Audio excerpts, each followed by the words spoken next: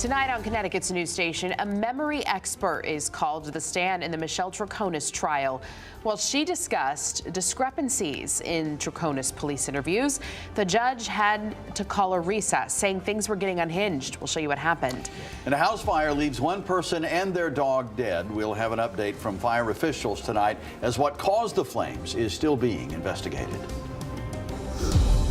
Cleaning up the city, Hartford officials say this is the result of out-of-state landlords neglecting their properties. I'm Matt Caron reporting in Hartford. Can anything be done to hold them accountable and to protect the people who live inside? Now at 6, this is Fox 61, Connecticut's news station.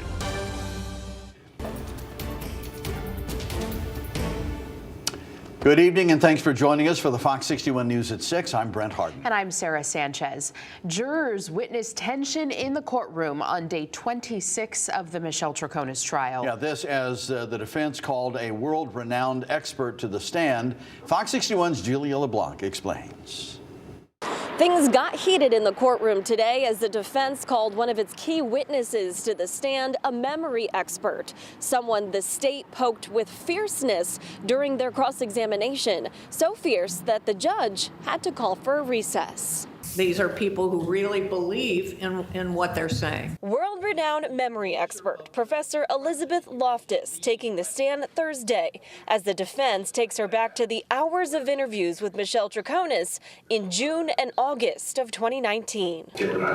Interviews where prosecutors argued Troconis' account of what happened the day Jennifer Farber-Dulos disappeared changed several times. Sometimes the police introduce information into those interviews that is misinformation.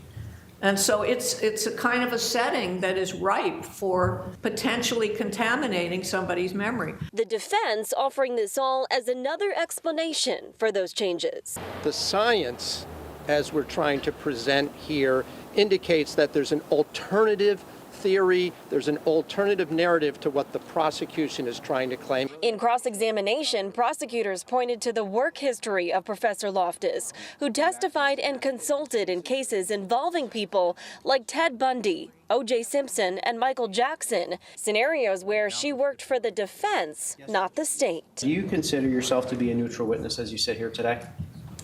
Yes.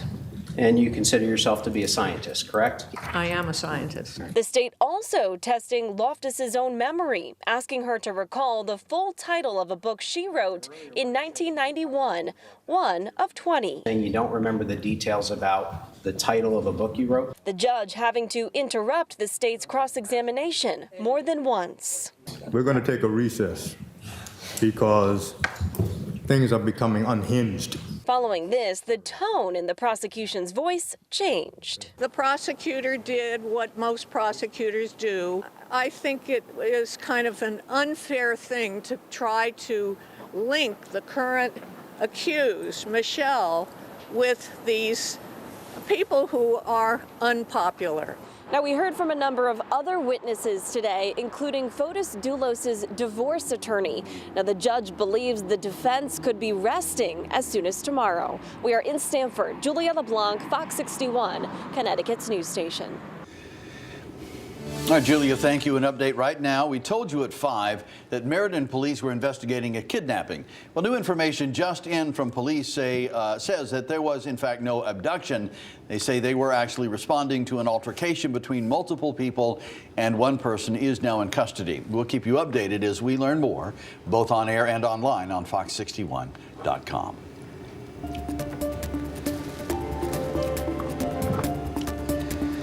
Well, imagine tenants renting an apartment and then there's a water leak or the heat goes out or there's an animal infestation. They call the landlord, except they can't get a hold of them. Many renters in Hartford say they're living this. Fox 61's Matt Caron looked into how the mayor wants to hold so-called slumlords accountable. Hi, Matt. Note that obviously it is not illegal to live out of state and be a landlord, but what does that really say about an owner's commitment to the community and to their tenants? It's why the city of Hartford is working to crack down on out-of-state owners, but also incentivize local ownership. Please do something about this. It's urgent. To find a building owned by an out-of-state landlord in Hartford, all you have to do is follow your nose. This is a bad actor in our city who's making money off of some of our most vulnerable residents. Mayor Arunan Aralampalam capped off Housing Week in Hartford at this blighted apartment complex on Farmington Ave that's been cited for multiple code violations. Tenants like Gordon Platt say they've had enough. I tried to get in touch with them, for shoveling of the snow, and there was no way I could get through. They weren't answering the phone. You see, this building, along with the abandoned one next door and 13 others across the city, are owned by Pax Properties, an out-of-state entity last listed in New Jersey. It is operated under the guise of several LLCs. We've got another property around the corner that's not getting hot water right now. We've got rodent infestation problems. Dead mice, dirty diapers, old food, baby bassinets. Just a few of the items scattered among the field of debris that blights the landscape. The city has slapped them with health and safety citations over and over again. We send them official notices and we tell them that for each of your violations, we're going to fine you. And when that doesn't work, it can turn criminal. We will make referrals to the state's attorney's office. Hartford is cracking down on these so-called slumlords, and here's how. A city council proposal would raise the daily maximum fine for blight. Hartford plans to create a master list of all the known problem properties and make it public. The city leaders also plan to create a map where the specific problems can be logged, so that we spot them before we get serious complaints coming from them. The city is even beginning the foreclosure process on some properties, but it's not as easy as slapping a condemned sign on a door because people live behind them. We pay a lot of money to live here, and we deserve to be treated with respect.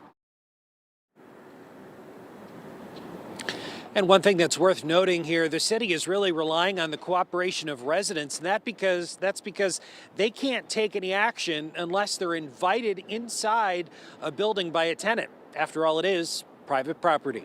We're live outside Hartford City Hall. Back Karen, Fox 61, Connecticut's news station.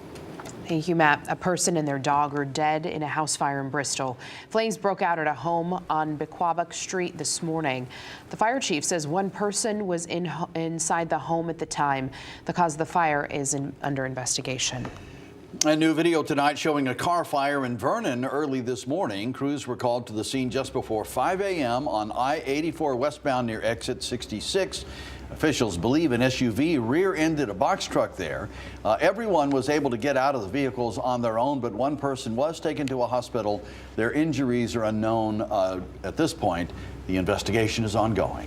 Turning to the weather now, the sun came out briefly today, a little cloudy, but it was still nice to see some rays out there. And we're going to get a little bit of rain coming in tonight. And listen, all we care about is the weekend right now. Chief Meteorologist Rachel Frank joining us now. Right, Rach? Eye on the prize. And yeah, we are going to be dry both days this weekend. It's looking like a really nice one. But first, we got to get through this. You can see some showers pushing their way on in, and parts of western Connecticut are already seeing that. And there is a chance for a few wet snowflakes, especially in the higher elevations as we head through the next several hours or so. Here's a closer look at those showers. Milford, Shelton, and Ansonia. You guys are already seeing them. And if you're in New Haven or Hamden, just know that the roads are going to become wet here shortly.